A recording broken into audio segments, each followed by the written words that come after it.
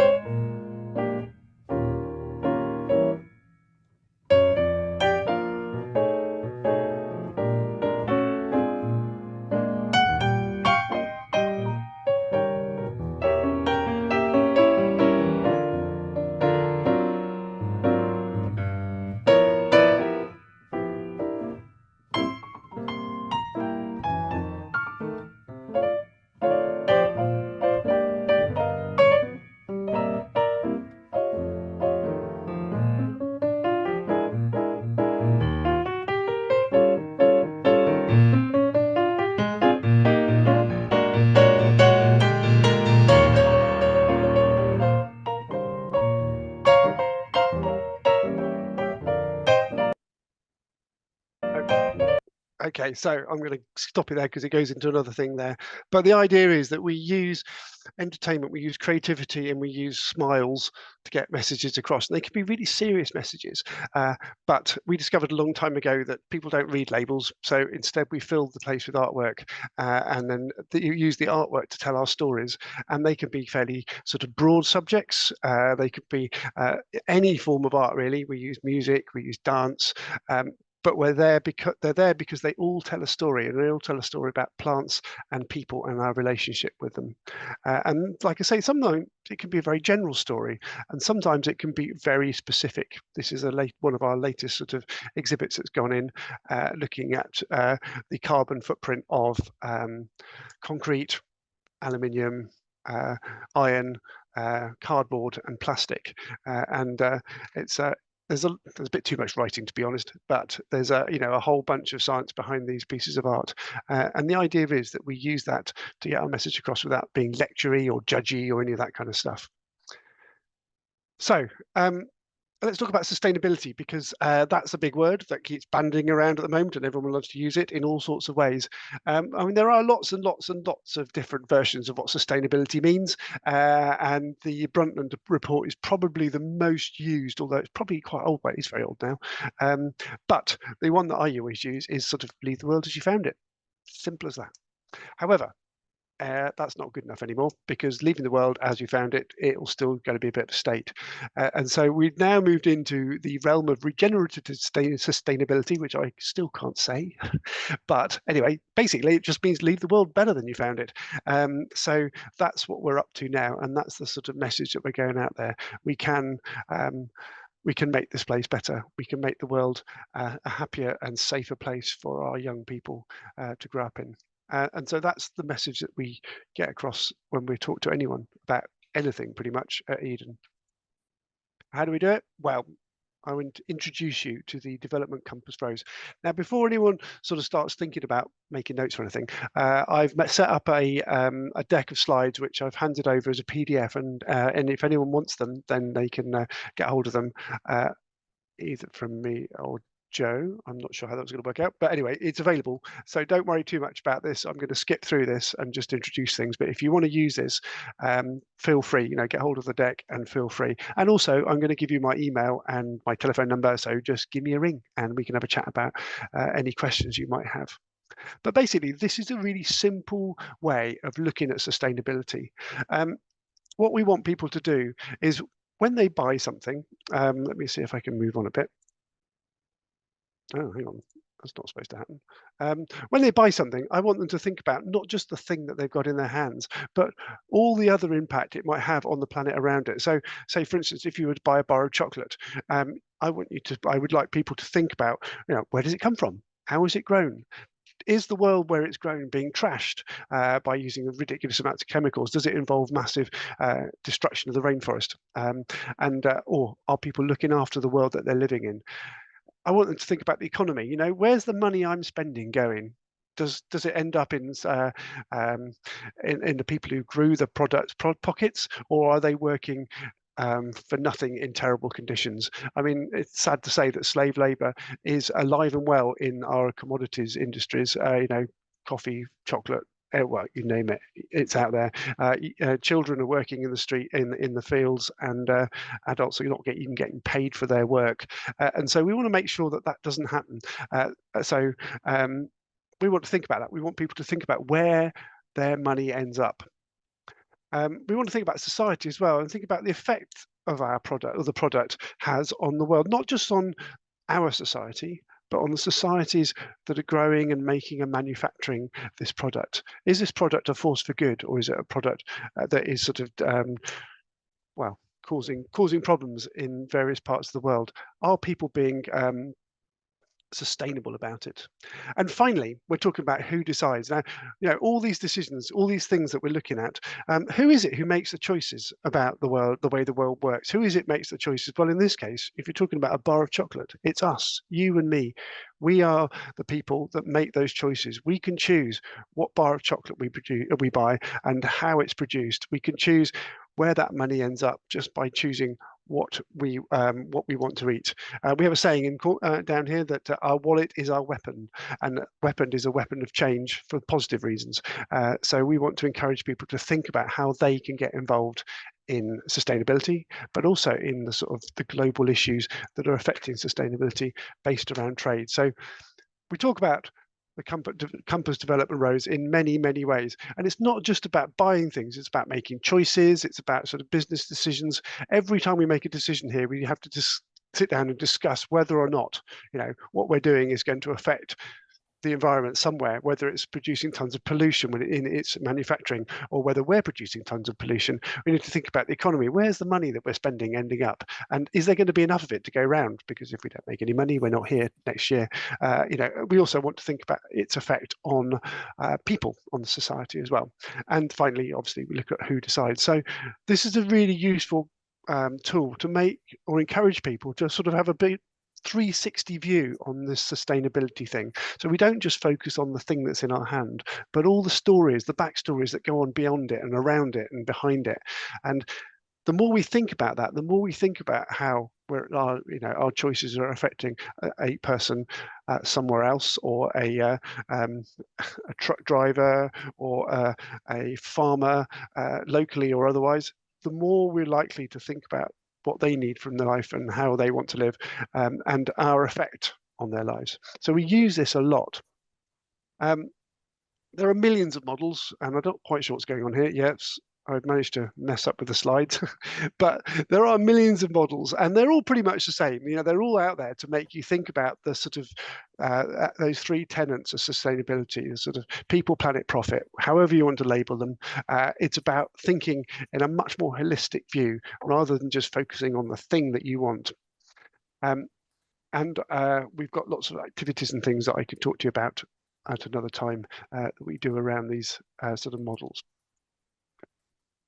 So even with all that, it still can be quite complicated, especially if it's a new term for young people. And really what we encourage people to do is just break it down into a series of questions. You know, if you ask questions, you're going to get answers, and it's a great way of learning. So we encourage people to sort of ask all sorts of questions. And again, I can send this to you, so I'm not going to go through them, but it's asking the same sort of questions I was when I was looking at the rose. You know, has it got a purpose? Is it going to get thrown away? Can you recycle it? How is it made? Where do the things that it was made from come from? And how were they extracted from the world, or were they grown? Because basically everything we have is either grown or dug out of the ground. And there's more, you know, where was it made? How did it get to you? Has it got a story? But mostly importantly, that's a rubbish sentence, isn't it? But most importantly, you know, I think it's really important we talk about beauty. You know, there's not enough beauty in the world, and we fill our worlds, you know, our surroundings with beautiful things, then we're far more likely to be happy and jolly and, you know, content. And after all, sustainability should and must be about being content. Right, okay, we're getting there. How long have I got? Okay, so I wanted to talk about learning from nature as well. This is a brilliant opportunity to go outside and get into nature. Nature is an amazing sort of vehicle for education. We talk about teaching the curriculum outside, and we're working with a school on our grounds that is doing just that. And so we're very big into the sort of benefits of working outside and working with nature when we're talking to teachers and students. This nature connection thing is incredibly important. You know, there's so much research out there now. It shows people that, especially pupils, but grown-ups as well, really benefit from being in touch with nature. You know, I mean, there's a scary stat at the moment that 1 in 5 young people have got a diagnosable mental health issue. 1 in 5, that's like 5 in a class. And we know that this stuff helps. We're not suggesting it's the golden bullet or anything, but we know it helps. We know that you know, being outside increases activity. You know, people run around more, especially on uneven ground. We know it increases immunity. I can't even say it. That word there, increased immunity. There's a brilliant project in Finland. I think they just took a load of sort of mud and leaves and stuff out of the forest and dumped it in the playground, and then suddenly children got better. They didn't get, you know, there's all sorts of you know, viruses and stuff, and they just didn't get them. There was a marked increase because they had contact with nature. And I could go on forever about that, so I'm not going to. And recycling. Let's talk about recycling, because we talk about recycling a lot in the sort of information around this project. And I just wanted to sort of share with you something that I think is really important that we don't talk about enough. And the importance of recycling is not just about saving resources. It's also about saving masses and masses of energy. You know, recycling aluminium saves 95% of the energy that it would take to create a new can. 95%. And not only that, but aluminium comes from under rainforest, so it means we have to dig up less rainforests. So recycling is this sort of forgotten hero. I guess it's been around for so long, people are getting a bit blasé about it, but actually it's incredibly important, especially when we talk about climate change, because if we recycle things, then we're saving energy in almost every case. And you know, things like plastic, which are going to be around forever, you know, they are incredibly energy. They use a lot of energy, and we can do a great job of reducing our carbon footprint if we start recycling. And so that message can come across when you're talking about you know, a craft project. And I just wanted to share with you this. When we're explaining a carbon footprint to people, we get young people to dress up in clown shoes, and then other people to dress up in ballet shoes, and they have a bit of plastic grass, I'm afraid, sorry, but it's plastic on the floor, and the ballet dancer trips across all tiptoey, and then the clown goes stomping all over it, and we ask who does the most damage, and it's that easy. That's carbon footprints for you. So let's move on. I just wanted to also talk about how we learn from nature. Man-made systems are really linear. We make something, we use it, we chuck it away, and it's there forever if it's a toothbrush. But actually, nature doesn't do that. Nature continually recycles things. There's no such thing as chucking things away. It's still here, on our Earth, in our solar system, in our atmosphere. And so nature has been recycling those things again and again and again and again. And that's what we need to learn from nature. And we learn from nature a lot. Biomimicry. We use nature in all sorts of ways here at Eden, and it results in beauty. Absolutely, nature knows how to make things gorgeous. We use it in this is our education building, and we use the sunflower as a really good story to encourage young people to get to work together, because each little part of that sunflower is actually a flower. It's made a sunflower is a lot of flowers put together. So we suggest to a young person that if they are a flower and they join with another flower, they're going to make a big impact. And if the whole class get together, then they make something really glorious. And it's not just their class. The whole world is full of classes like them. And if they all got together, they could make a really massive impact. So we use those stories to encourage young people to get involved. And it's not just us. Look up this video. It's absolutely fantastic about the bullet train and how the designers copied nature and made it a lot better. And finally, I get things thrown at me for saying this in the office, but it's really important. Every little step should be celebrated and enjoyed. And yeah, someone's singing "We Are the World" in the office. That's not helpful, Sam, but it's true. We need to make sure that this is a joyous and wonderful experience, and any way you can, being outside is obviously a great way of celebrating. Have a look at our website. We have got so much resources, free resources. We've got online versions of workshops, and we also have obviously visits here as well. So do please have a look at that. And like I said, I've sent you this screen, or you can have this slide on the deck that I've handed over as a PDF. Just please get in touch. Talk to me and find out what how we can help and how we can work together, because this is a fabulous project, and we're absolutely delighted to be part of it. And any way we can make it good, or on the sustainability front, then we're here to help. Oh, and incidentally, that picture there is an actual picture. It's not been photoshopped in any way, shape, or form, which I think is quite cool. So I've skipped through that on the grounds that last time I didn't. And I'm more than happy, if we've got time, I don't know, I'll stop sharing. If anyone's got any questions. Thank you, Bran. Thank you. That was brilliant. I especially enjoyed the analogy of the sunflower. I think for schools and young people working together, that was a really lovely way to start craft school off. So thank you.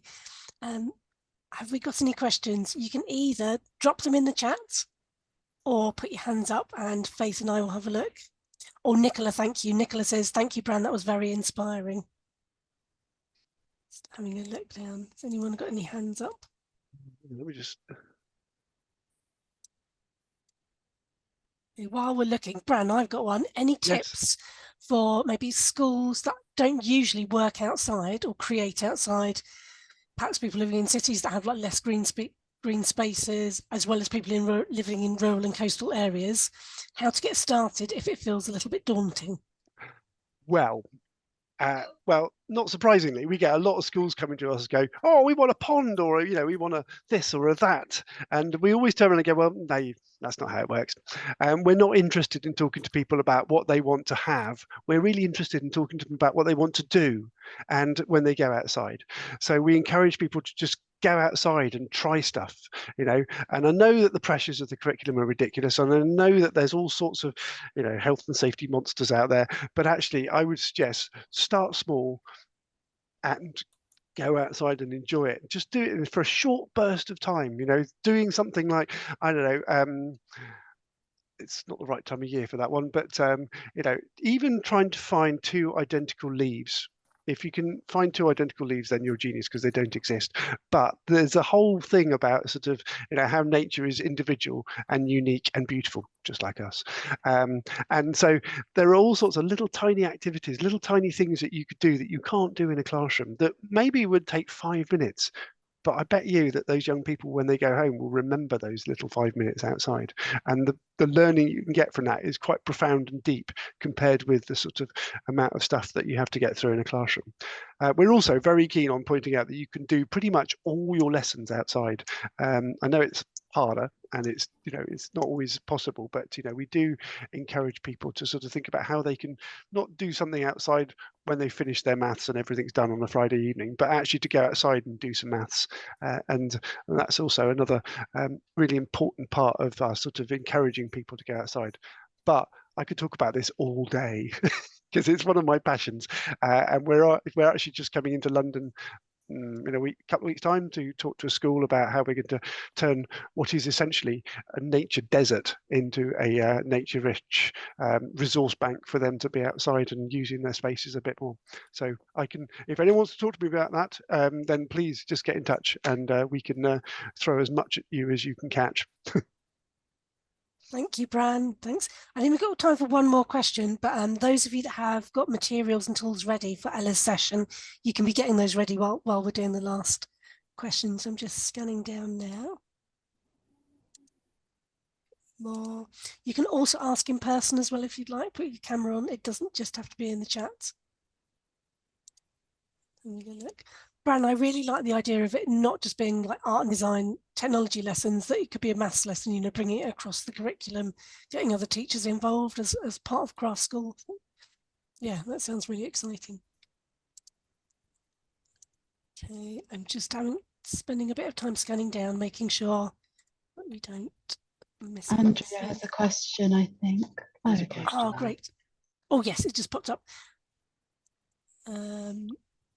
Yes, please. I'd like to know when you are coming in London. When will you be going to London, Bran? Well, we're coming up in November, but we're working with a specific school because sadly we don't get any funding like everybody else, and so you know, and obviously coming to London involves at least a night in a hotel and a 5-hour trip either way, and sadly they're having to pay for that because we haven't got any funding. And you know, there's a team of 3 or 4 of us coming up, but we are keen to talk to people from all over the place. So we also do a lot of training online as well. So we run a course regularly for teachers who want to sort of take their learning outside a lot as well. So and it's open for bookings, says Sam, who's literally been not particularly helpful, right opposite me.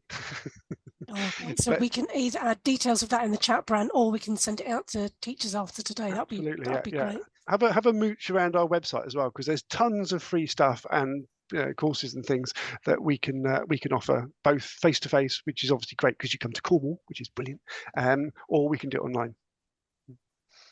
Great. Thank you, Bran. Thank you. So next up, we have a presentation and make along with Ella Bulley, a materials designer, who I'm delighted can join us today to talk about renewable materials in her own practice and share with you some starting points and inspiration of how you might approach the theme in your own projects.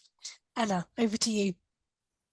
Hi everyone, good evening. Thank you, Bran, for your brilliant presentation as well. So I'm going to share my screen that introduces my presentation, and let's see if it'll work.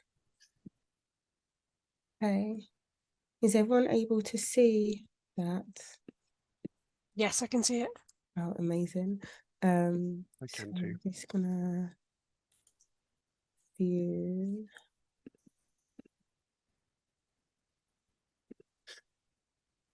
Okay, still showing, I hope. Okay, so my name's Ella Bulley. I am a material designer and artist. I'm based between London and Accra in Ghana. I'm Ghanaian heritage, and my tribal ethnicities are Ewe and Ga, which also plays into how I design and how I engage, I guess, with natural resources, which is inherent to some of the traditions and indigenous practices that we have.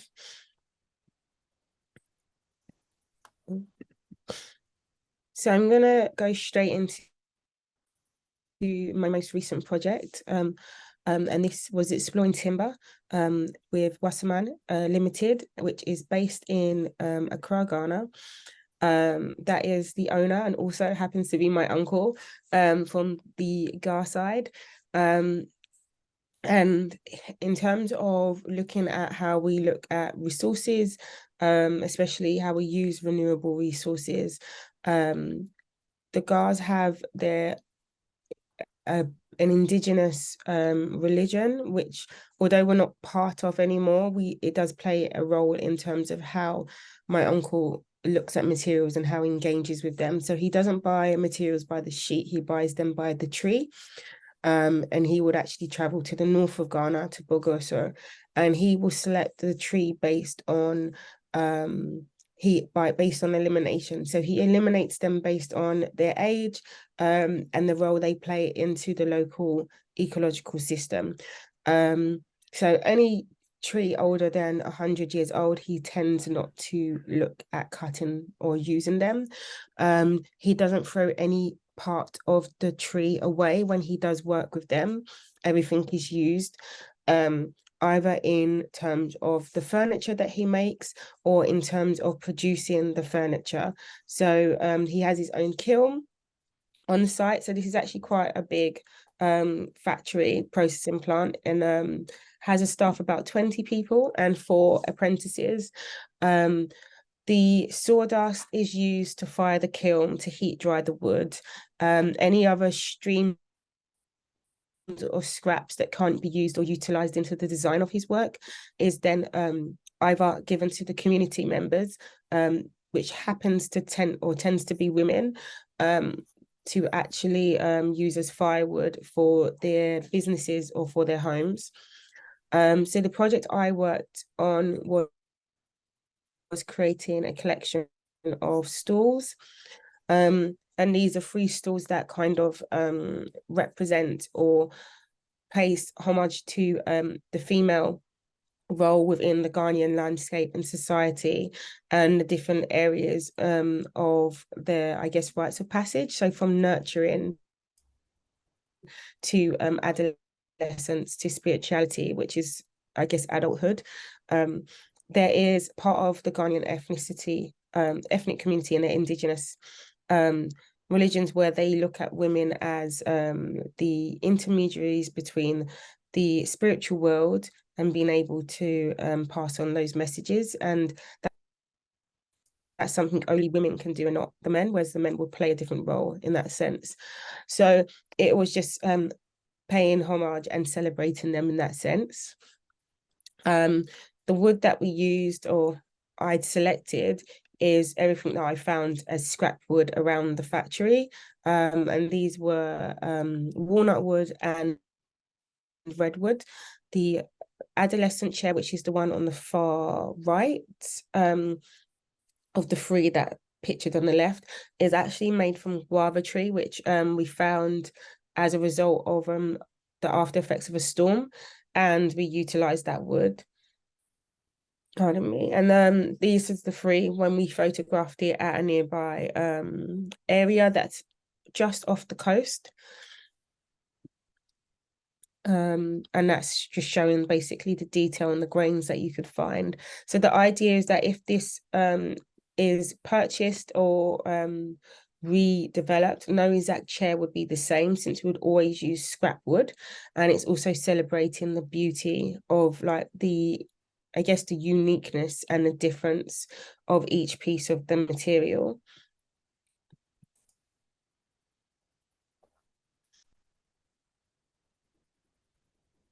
Okay. Material design meets AI. This kind of explores making and exploring artificial intelligence and using it as a learning tool. So this was to bring about I'd say an interactive space to students or young people who had been cooped up during the lockdown. So this was something after the lockdown, as we were starting to open up. Working and commissioned by UCL's Trellis program, and working with their computer science department, and looking to get underrepresented people, or to get the interest of other people into computer science and machine learning. I looked at the ways that material could do that. So the idea of categorization, which are these different methodologies used to kind of understand and teach machines how to learn in terms of how they categorize certain data. And I was looking at creating that data in terms of objects that then people could then categorize. So these were the objects, and they all have this different categorization. So they can form into color, like purples and pinks and blues, shape, curved, angular, material, so glass, transparency, things that are spongy or textured. But the initial underlying understanding was that how the data sets that are fed to these machine learning essentially is multifaceted, because they're all based on human interactions, and teaching machines how to categorize humans is somewhat flawed. So it was almost a learning process, not only for those who are new to the subject, but for those who are actually in the profession. And in order to get to the end point, I worked with youth centres, and we worked at one of the processes, or one of the workshops, was creating their own designed pieces using clay. And as a little celebration for working with them, I created a Zen garden where, again, things can be categorized by shape or color. And this was an area that people could sit down and they could kind of just do that by themselves, or do it as a group of people. So this is a project called Inga. Ye or Nianin means to eat your food. So this was exploring the cultural narratives surrounding food culture. And this was working with ceramics, working with clay, working with pattern, and working with the symbols and symbolism. And the idea was creating a dining set that was different, in a sense that no piece was the same, and no pattern was the same. And this is also based on celebrating a particular dish that's served in Ghana that is served in the leaves, and is not, and then just wrapped up. So almost going back and celebrating traditional forms of our culture that has somewhat been westernized, as there's been an increased uptake of using plastic and rubber. So this one also it kind of developed into a wider project, starting to include more 3D pieces like the vases. Garden fossils, this explores future narratives, and this is basically using the narrative of climate change and using the resources that we find within our homes.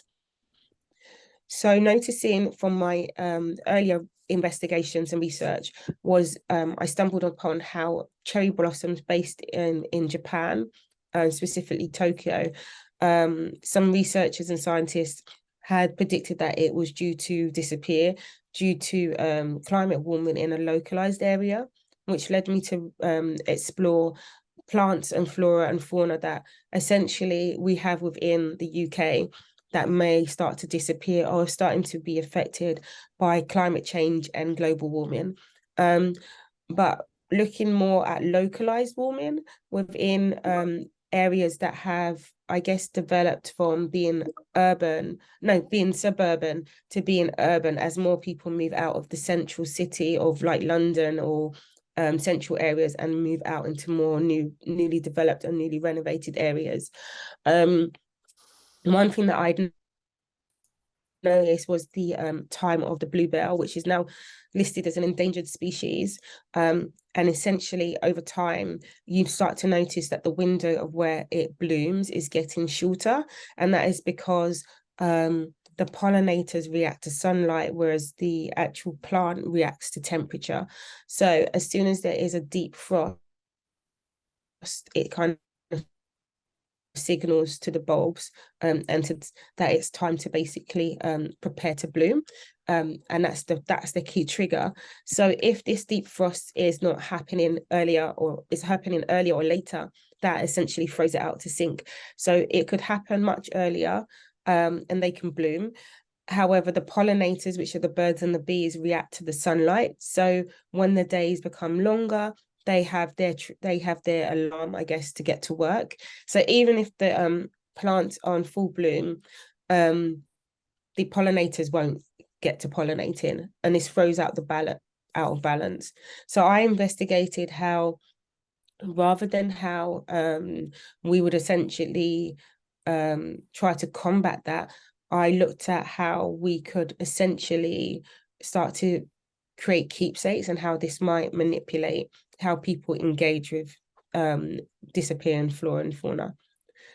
So I created a bioresin. The bioresin is made out of all non-toxic ingredients that can be found in the home or even in your local supermarket, using cornstarch, tapioca starch, glycerin, and basically water, and small amounts of vinegar.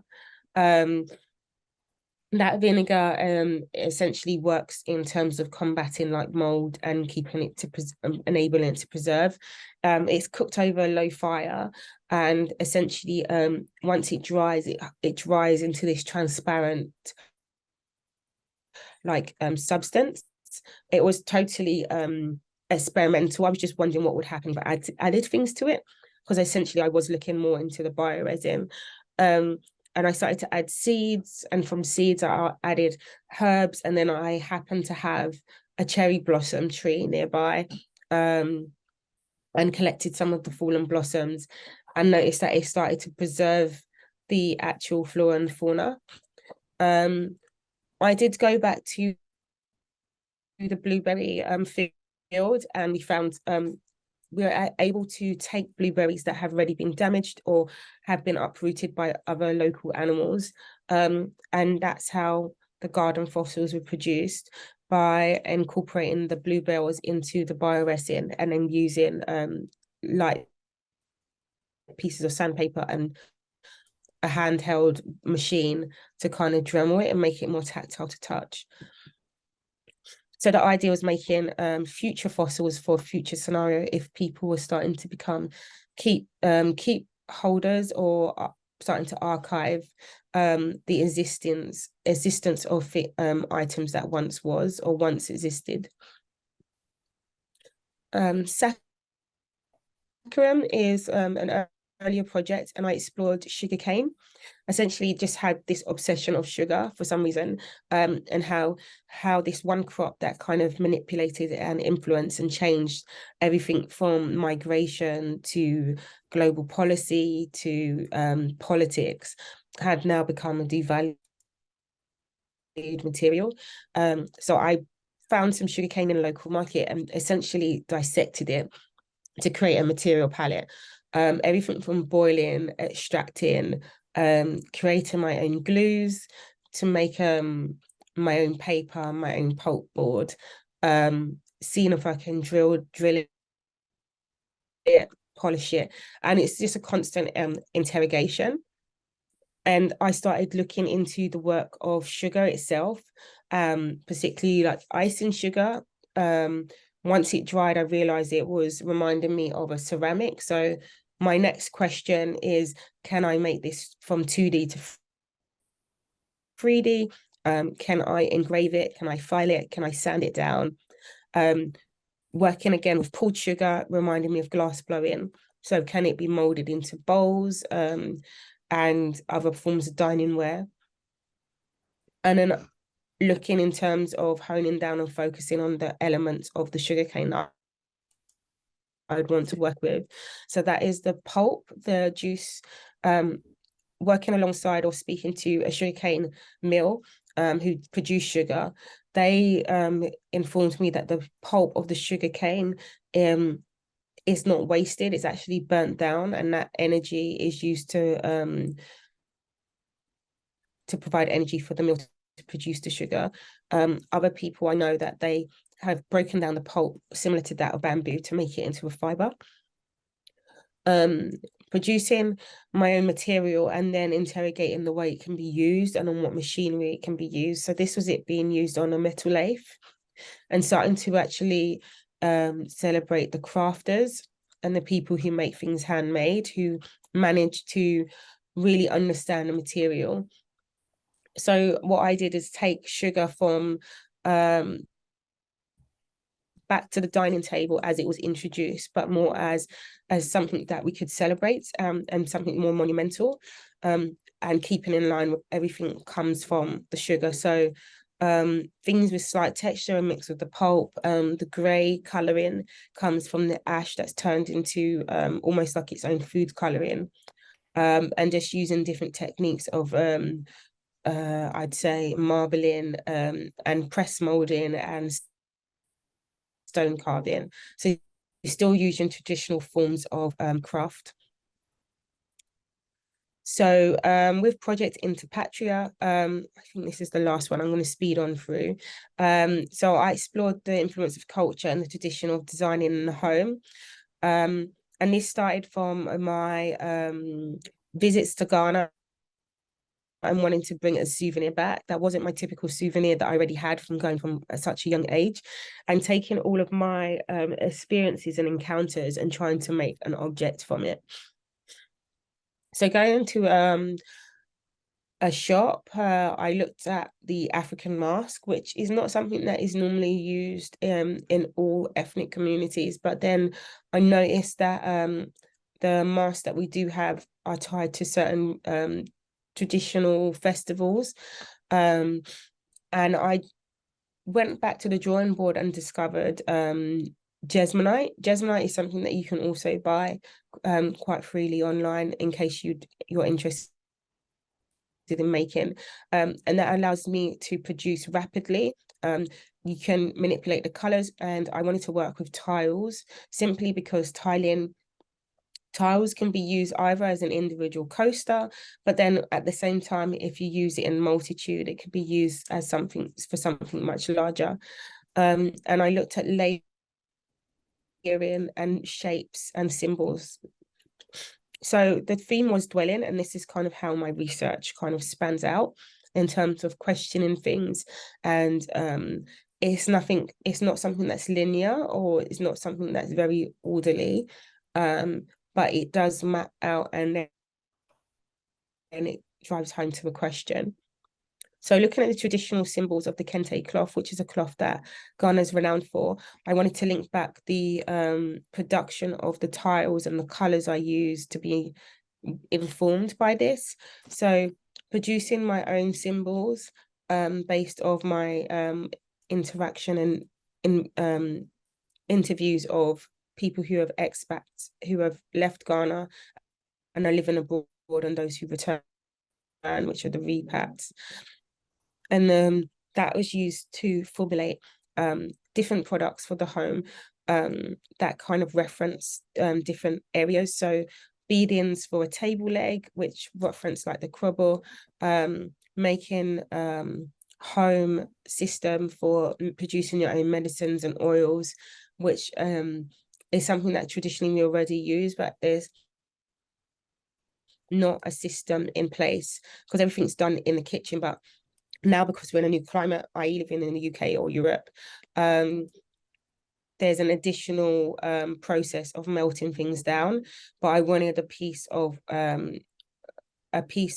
functional piece of art form that could do this, but can be moved from the kitchen to the bathroom.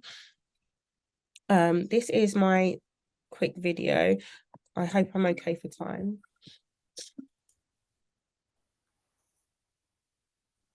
The project is entitled Interpatria, which is a Latin translation of between native country. So expats are people who live away from their native country on a temporary basis. And a repat is an expat that then returns to their native country. I think it's personally significant to me because I'm a Ghanaian that's born in Britain, but also raised in a Ghanaian household. So you have interplay of different cultures. So within your house, you have specifically a Ghanaian culture, Ghanaian languages are spoken, music's played, but the aesthetic of the home is a mix of artifacts and tools and utensils from Ghana mixed with the aesthetics of Europe. Well, the project is actually developed from being a set of tiles to a range of tiles with different meanings that combine both the kente cloth, colours and symbols, with new symbols that I've also evolved as a direct response to research.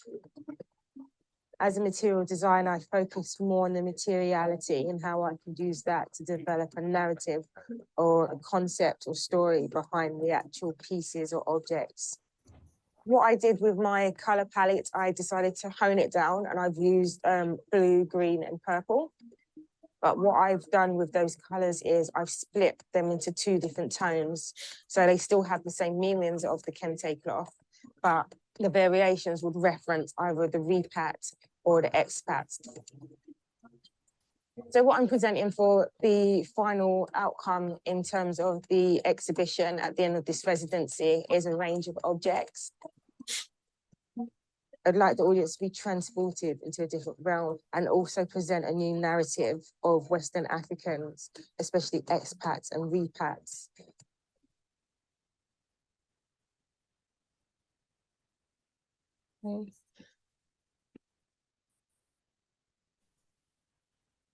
That's fascinating. Okay, so I'm going to whiz through, I think that's the last few objects that I created. And if you've got any questions, I know we're pressed for time. Oh, Ella, thank you so much. That was brilliant. Amazing. Thank you so much. I've got lots of questions, but I'm going to pass over because we've got lots in the chat, all materials based. We'll do a couple of questions now, but then I want us to go straight into the make along just to make sure we have enough time to do that. So 2 quick questions. Yeah. Ella, how durable is your bioresin? And that was one on the garden fossils. Okay, so last time I checked, the bioresin, I don't even know, I think I only had like 1 or 2 pieces left, and I created that in 2014. So they kind of have survived. They just kept in like I guess an airtight container, similar to how you would archive projects, I guess, in the museum or in the I'd say like a library archive, but just as long as, pardon me, you keep them away from water and moisture, you should be fine. And they wipe quite dry easily. Yeah, I did seal some of them, so yeah, so you can seal them if you want to. I did test sealing them with different things, so like pine oils, coconut oils, but then also like there's like a pine resin as well, so just seeing how they would interact with the bioresin as well. Thank you, Ella. And the other one is, what's the material you used in the tiles? So it was in the last project. So that's Jesmonite. I'm gonna just, I don't know if I can type that. I don't know where the chat is on my screen at the moment. Someone's actually typed Jesmonite in one of the questions. Yeah, so yeah, Nicola, thank you for that. It is Jesmonite. And then I used the Jesmonite pigments, but you can also use, they used to do like test samples of like Durex paint. I had like loads of leftover pieces from people's like degree shows. I'd actually go around and just take their old pots, and you can use that to color the Jesmonite as well. So it's almost like, I guess I'm upcycling someone's waste. But yeah. Yeah, I mean, we've got someone asking for your secret recipes if you'd like to share them with us, or okay, the bioresins and the Jesmonites. In terms of the bioresin, the bioresin recipe I actually got from Indestructibles online. So I started with the recipe from Indestructibles, and then I started to manipulate the original recipe based on how I wanted the texture to be. So I think I decreased the amount of water I had to get it much thicker, where I can mold it and wrap it around the different flora and fauna. And then understanding the properties of the material. So glycerin is something that absorbs moisture, so it will take longer to dry with the more glycerin added, and it decreases its time with like more vinegar added. So it started with that kind of recipe, so that was my base, and then it's like manipulated based on the environment, so producing it in winter versus in summer, like understanding like the material. So a lot of trial and error, and trying to understand the material, so investing time as well. Yeah. Thanks, Ella. We're going to move on to the make along just to allow ourselves enough time. And I will do my thank you and closing very speedily at the end to give us a bit of extra time. Thanks, Ella. Okay, so I hope you can hear me okay. So for the project, we've got salt. I have got 2 containers because I'm going to show you let me just angle this, sorry. I'm going to show you the way I have casted objects using salt and wax and salt and plaster. This might not show, but I make like mock items. I don't know if that's showing properly. So I make mock items using this to get an idea and kind of shapes and silhouettes. So this was just like a miniature chair that I'd done.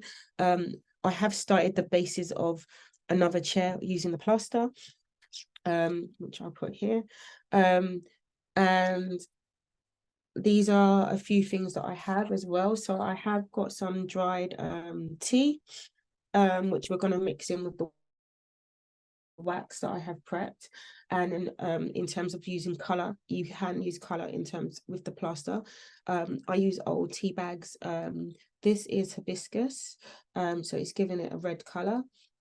And so we're going to start with prepping this salt first and foremost. So I'm showing you in a new pot simply because with the salt, you'll realize that is actually quite fine. And not something that you could easily work with.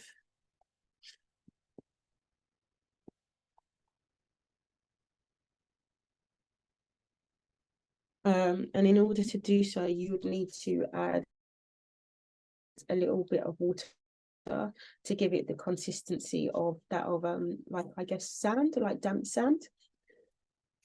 The salt can be reused for like other projects.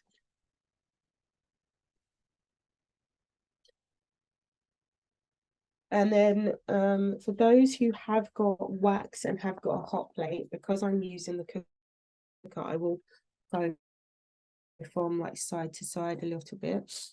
So in terms of the water,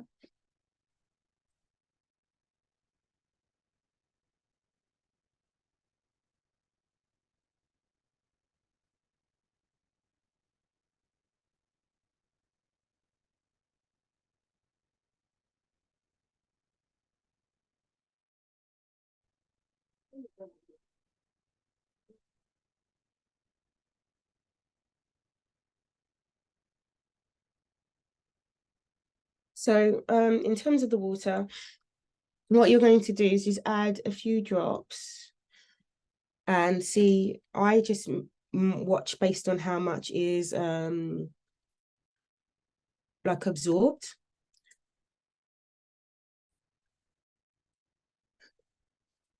Essentially, I'm going to mix that.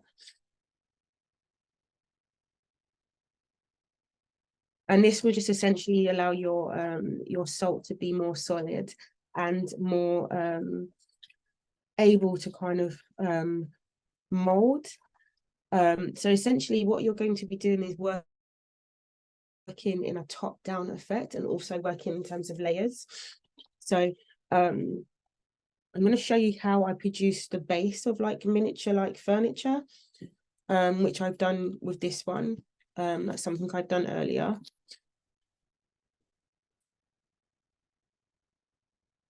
So once it kind of looks like, I guess, almost like a breadcrumby kind of texture. This is like simply perfect, and this allows you to flatten it completely, which I just do with the back of a spoon or a knife.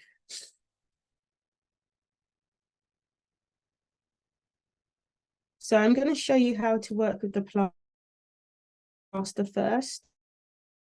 So for those who are using wax, if you do have a base, an old container wax, like I do here, you will need to put this in water, hot water, in a double bowl. So I'm going to put mine, I'm boiling the kettle now. So that will be placed in a bowl of water, and then we can extract the wax from your container. Once that's taken out, we're going to take out the wicks, and then from that we're going to be able to melt that down and then use that for our wax casting. So in the meantime, we're going to work with the plaster. So for those who are boiling the kettles, if you would boil the kettles in the next minute or two, so that could start melting down our wax containers, but at the same time get the salt ready for the plaster.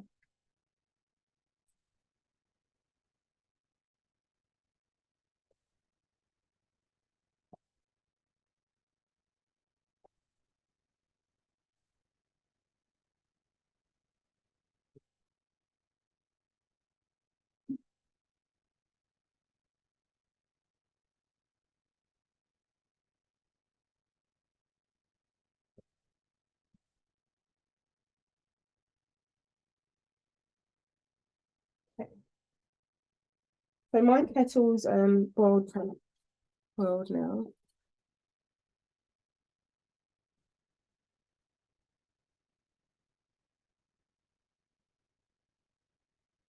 Please let me know if you're not able to see everything, or you can see everything. We can see Ella. This is just some boiled water. And place that in there. And this is just to prepare our wax for the later stage. You're kind of doing two things at once, I know. So having prepped the salt, and then the wax essentially will sit there for a few seconds. I do have like a candle hook, so I tend to go in at the sides where it's much softer, and this enables me to extract, like, this is wax that can no longer be lit by the candle wick. So it's quite a soft wax.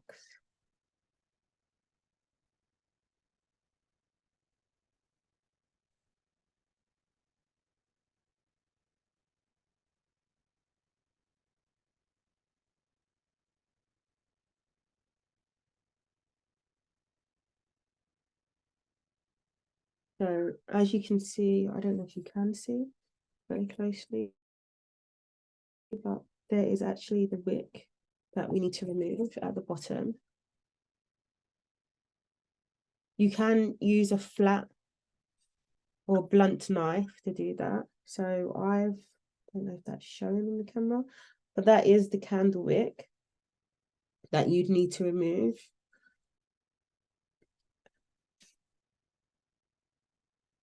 Just happen to have two of those. It's melting quite quickly, Ella. You might also notice there is a bit of glue or something sticky underneath, and this is what candle, in terms of candle making, is used to stick the wick down. But this kind of just disintegrates with the hot water.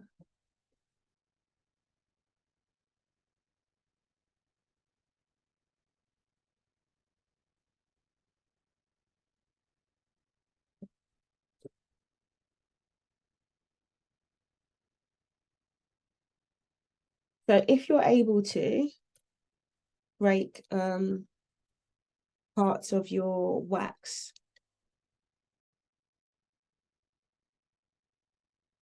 I'm actually quite lucky this has all come away as like one big chunk.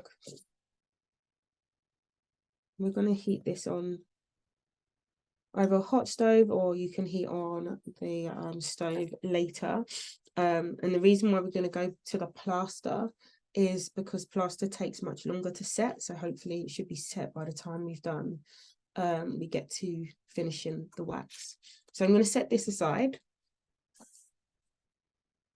And with our pre-prepared salt,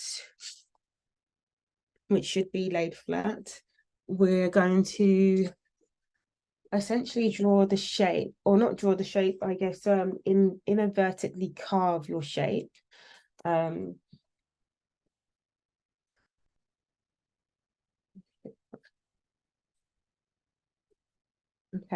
so I'm going to do two with you. I have the base already, so I'm going to show you how I make my base. Essentially, I use like some sort of, you could use like a spoon, and you press basically your seat shape. So I'm going to just use the spoon just because it's something easier. And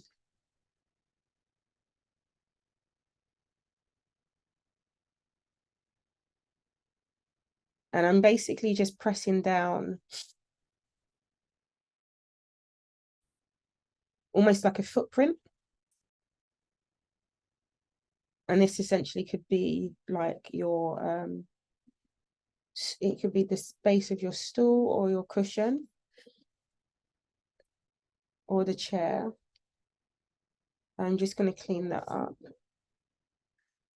And then you can decide how you'd want to do your legs. So for the ones that would want a leg that is like a, I don't even know, like a tube shaped leg, you can just force your pen, the end of your pen, pencil or paintbrush, and that creates like your straw-like holes. For the ones that want a shape like the chair, where it is linear, I'll show you both of those. So I'm going to do two essentially on the plaster version. So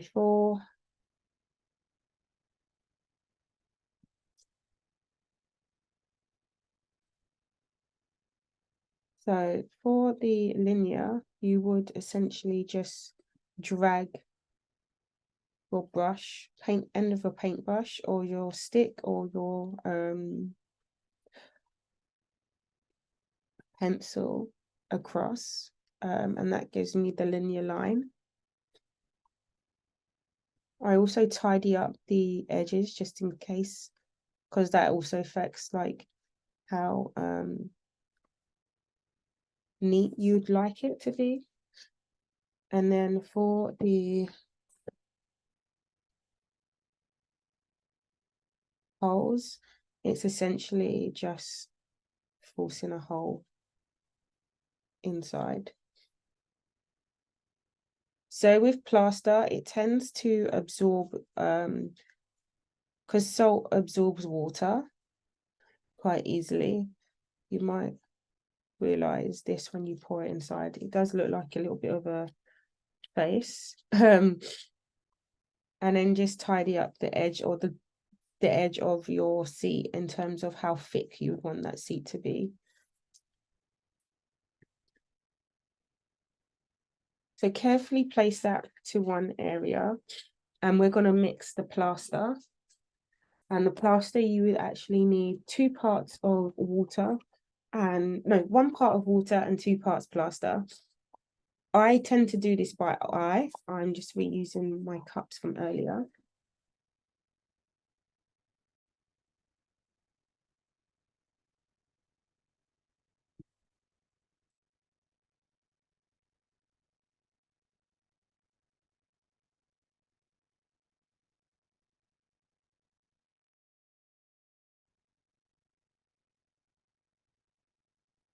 And I'm going to be using the hibiscus water simply because of the colour.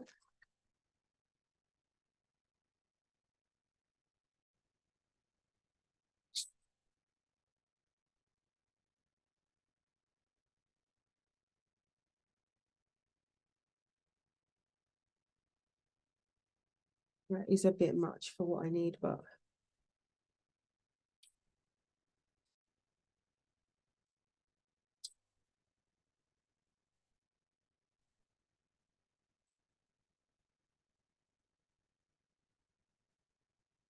plaster inside.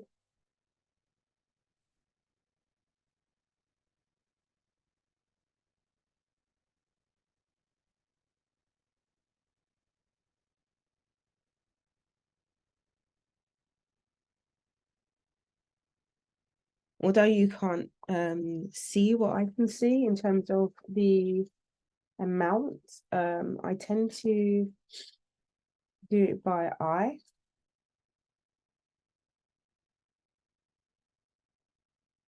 You need double the amount of plaster to the amount of liquid. I'm gonna...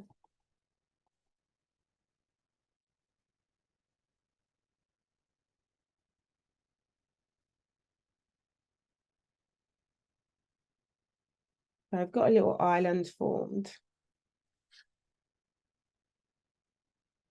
which I'm going to now mix. And this gives me a pink colour. So this is another way you can enable pink colours. So you can use hibiscus, you can use leftover beetroot water if you've boiled beetroots. You can take leftover water from any like onion skins that gives you a brown colour. So this is another way you could experiment with colour just using plaster. So just gonna tap it a little bit so I can get the bubbles to kind of come to the surface before I start pouring.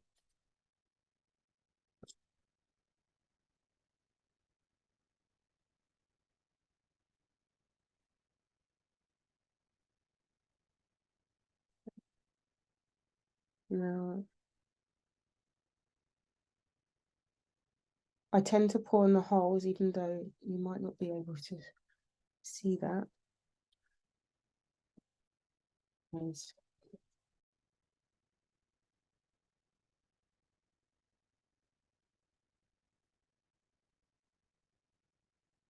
And what you'll notice if you do have like squiggly lines or any sort of grains, they're not in a perfect shape. It does fill every kind of crevice. And now this one's there. I'm just going to leave that to the side to set. And we're going to move on to our wax. Actually, yes, we'll go into the wax.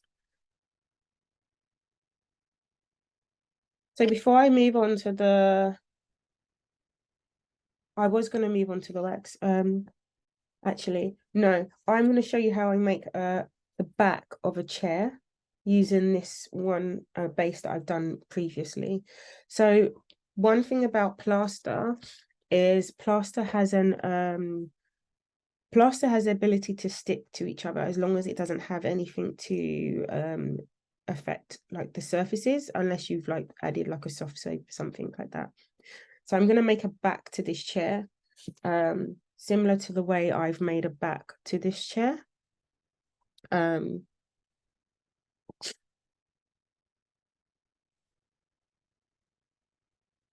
So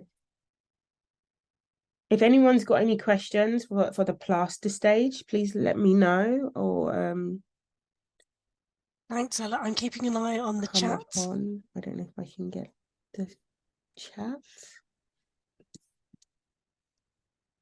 None in there at the moment, Ella.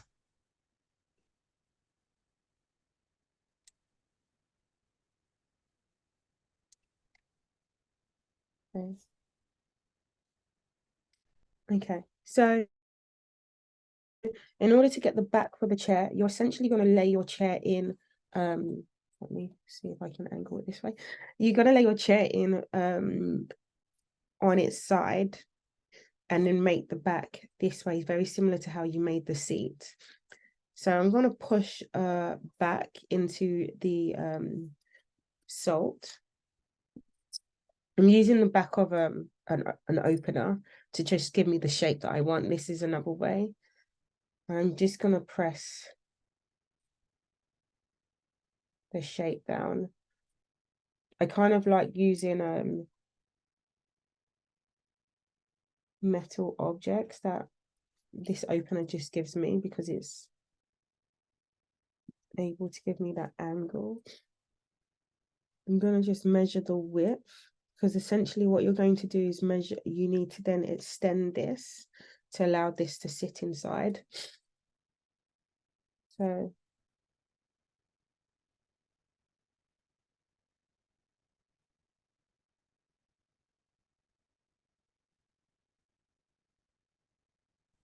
Oh, I've made Kamiko, thanks for mine Kamiko sharing her intentionally make on the like a screen. dough. Thanks, And then Kamiko. once I've seen which side I would like for it to go in, I'm now going to push that inside.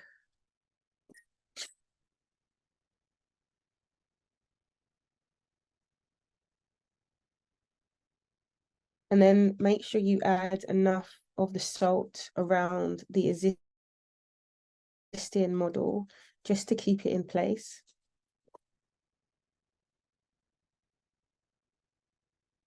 And to stop any of the plaster going around.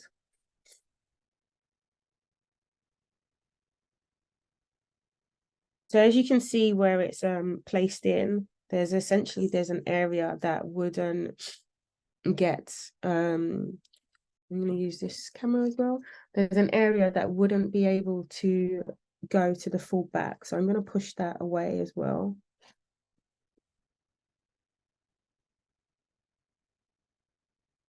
Just so I know it has enough contact with the existing plaster object so you can stick to it.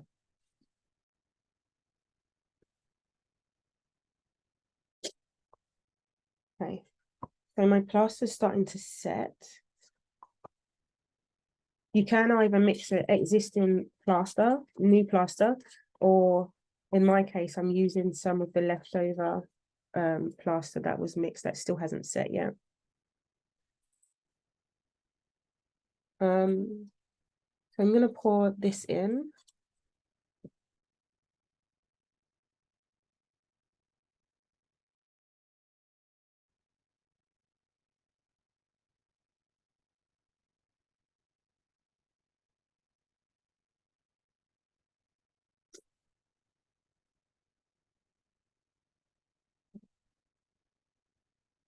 And again, I'm going to leave this one to the side as well to set.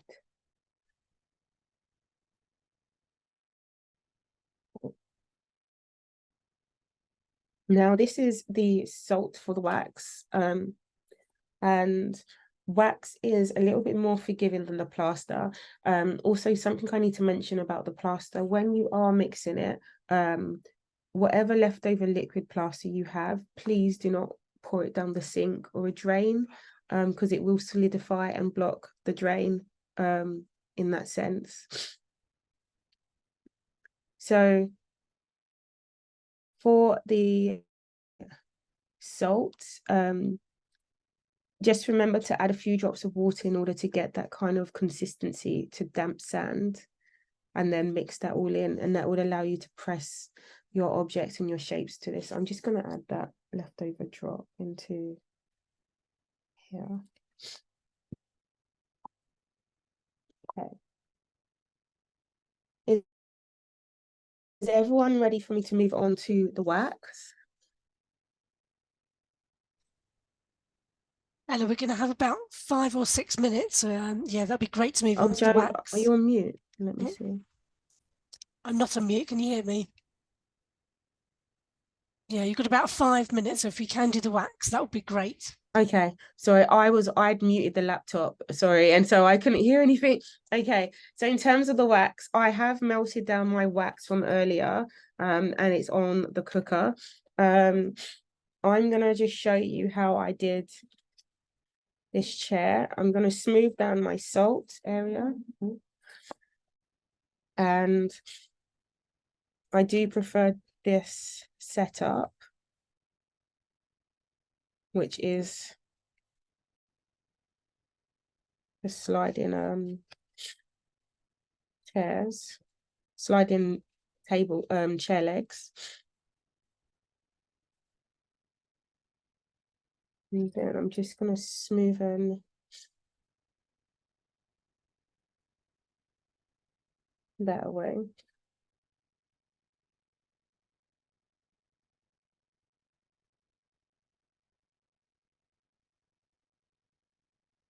And also don't be afraid of doing like different textures, different bumps. So the wax, I'm just gonna go get the wax.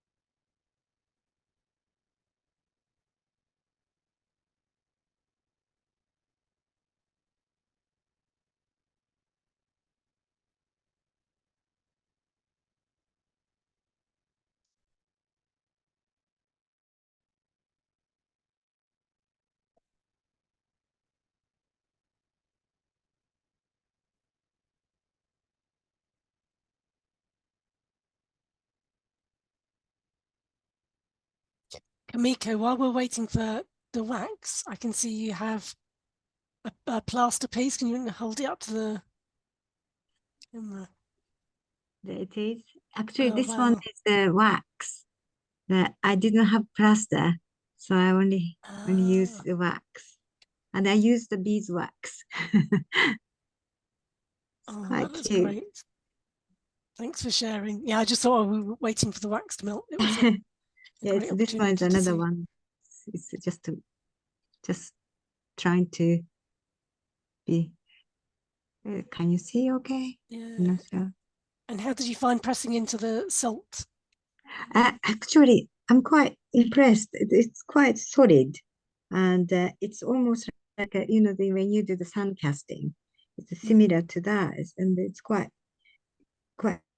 fine. So yes, it seems quite nice. You got a little bit of texture, not as good as the sun casting, but it seems works quite nicely. Oh, wow. And I know you use wax in your own jewelry, Kamiko. So Yeah. So yeah. yeah, I just using my wax. So it's easy to use it. Um, yeah, it seems like it's quite easy to come off as well. Like this. It's a Oh, half wow. solid. And yeah, it's quite nice texture. If you press quite heavily, it seems works better. Mm. Oh, thanks, Kamiko. Thanks for sharing with us. Okay. That's great. Ella, are you ready with your wax to pour? You Yes. have, Sorry, it kind of solidified, so I just had to reheat it. There we go. So with my wax to pour, I actually want to add this time.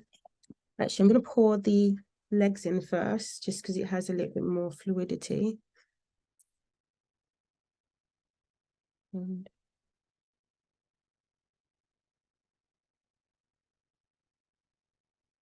I just realized I didn't do a base like I should have, which I'm just going to do ad hoc right now. Thank God wax is a little bit more forgiving than plaster.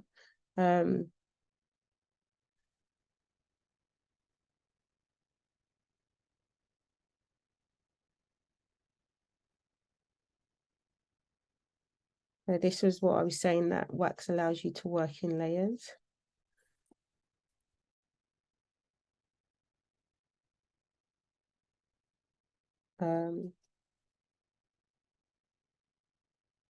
So with the leftover wax, I'm actually going to add my tea to it.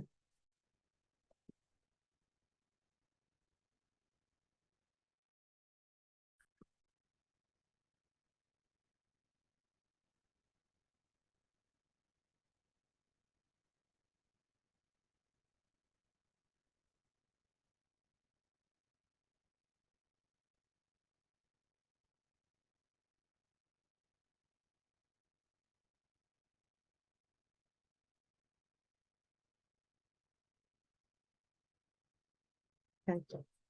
I'm going to leave that to the side to dry. And bring the plaster ones back. I think needs just a few more seconds. It's just about. But yes, I heard some of you were able to make some and have experimented already. Yeah, Kamiko was showing us while the wax was melting. It is past, everyone. So we will run over by a few minutes. If anyone needs to leave, please do. But I'm just scanning along. Ella, did you manage to see Kamiko's wax? No, I didn't see her wax, but I could see her working along. Her camera came on, I could see her pressing into the salt. Yeah. Oh, she's still there. Great. Oh, amazing.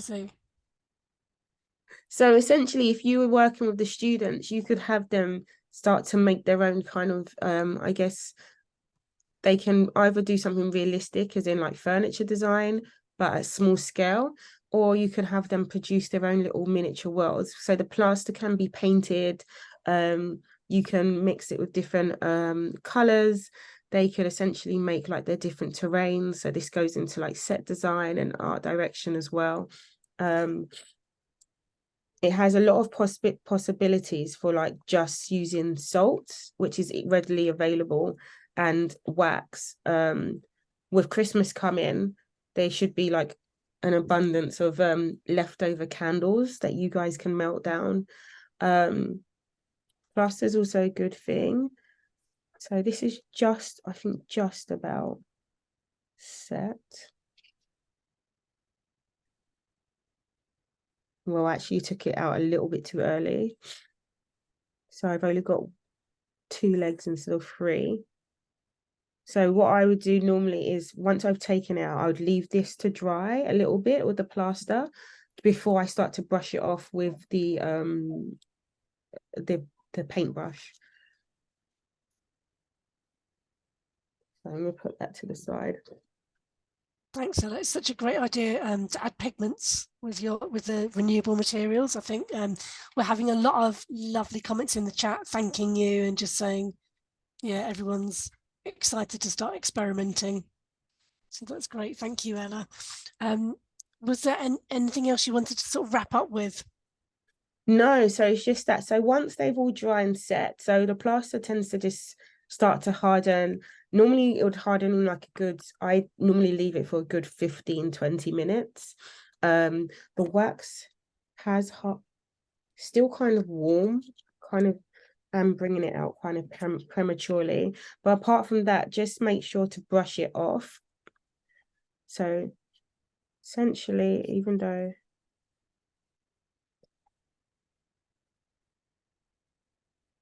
just brush it off with a paintbrush, and then this will allow you to basically figure your stuff out. So this would be a base for a chair for me, like, and then I'd make the back very much the similar way I've used this process. So I can make more sculpture objects, and this is another way of doing something that's more experimental in terms of shape and form. I don't know if you can see everything so closely. Yeah, we can see, Ella. That's great. And you can get your different textures. What I like about the wax as well is if you can remelt it and then redo another one. And using the salt also allows you to kind of reuse your molding material rather than having to like make a silicone mold, for example. And that's mostly it for me. So if anyone's got any questions or troubleshoots, like, feel free to ask. Oh, thank you so much, Ella. That was, yeah, amazing, really amazing. Thank you so much for joining us. We will reshare the materials list that you sent to us. So if people can watch the recording, then you can work through the materials list as well. But we must do some thank yous as well before we wrap up today. So firstly, thank you so much to Bran Howell and Ella Bulley for joining us today and providing us inspiration and expertise for our teachers to start them on their craft school projects. Thank you, especially as well to the teachers for joining us, for taking time out of your busy day to support your students' learning. We know how little time you have to access CPD, and we really appreciate your commitment to your students and to the next generation of creatives. And lastly, thank you to our supporters, the Eden Project, Hobbycraft, NSEAD, Access Arts and Cox London. The next support session is next week on Wednesday at 4 o'clock. And then the following week on the 22nd, we have our second CPD session, and we'll share a materials list shortly, and that will be through SurveyMonkey Apply. So keep an eye on those emails. And lastly, please help us to share the Craft School Material World project with colleagues and around the country. It is a craft challenge, so I guess there's an element of competition, but we really want to get as many young people involved as possible. So from all of us, from me and Faith, everyone at the Crafts Council, thank you very much.